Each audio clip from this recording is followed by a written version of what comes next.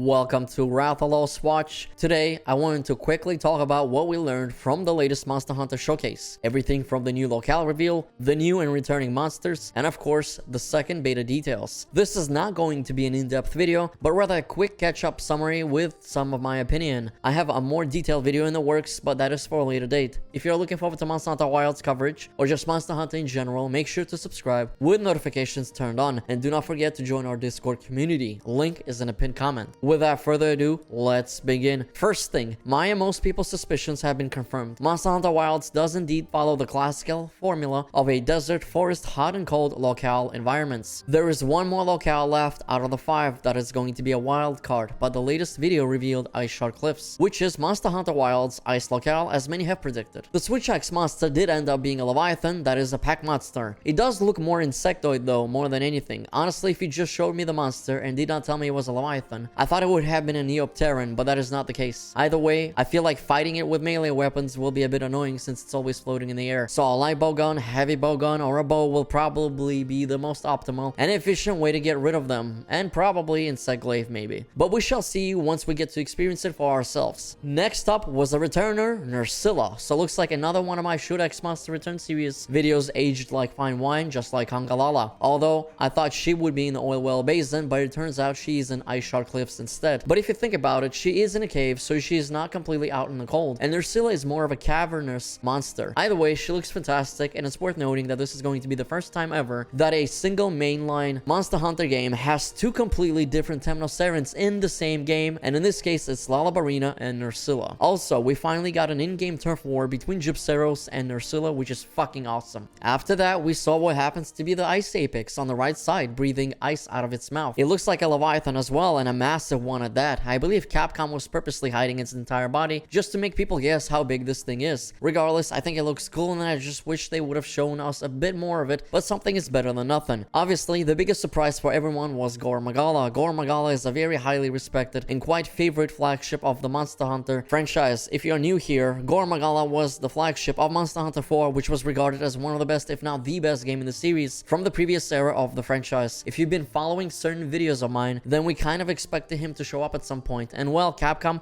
decided to do it here and confirm his existence. It's safe to say that the rest of the returners will be revealed closer to the launch date, which makes a lot of sense considering how one specific returner is the most anticipated of them all. I won't say who it is, but if you know, you know. I'll just say that the internet will explode when it happens, and Monster Hunter fans will literally go wild, and yes, pun intended. Last but not least, we finally got to see Arkveld in action, and oh my god, his fight looks absolutely fucking amazing. Looks like my prediction that the additional hunt was going to be the flagship Arkveld for the second beta besides Gypceros was correct. As I've said, it's normal for Capcom to showcase their flagships and let players experience them ahead of the game's launch. And to no one's surprise, Capcom did exactly what I expected them to do. If you do not wish to be spoiled by him, then I suggest you either do not watch his fight on YouTube, or simply do not engage him in combat or the quest during the second beta. It's that simple. This way, those who want to savor it can wait until release, and those who want to fight it can fight it. The second beta will also grant us access to the training area, so we don't have to restart the story mission to experiment with weapons, which is a nice quality of life change. And if you don't want to join a lobby, you can play in the single player online mode instead, which is also a new addition. Great additions to the beta. I cannot wait to play and fight Arkveld myself. It's going to be amazing. Anyways, let me know what you guys think about these new monster reveals and the Iceshard Cliffs locale. Are you excited to finally fight Arkveld? How excited are you for the second beta? And what is the first thing you are going to do? Also, how do you guys feel about Gore Magala? And did you expect him to show up? Are you happy or not? Let me know in the comments. Thank you for watching. If you enjoyed this video, make sure you hit like and subscribe with notifications turned on. Peace out and happy hunting.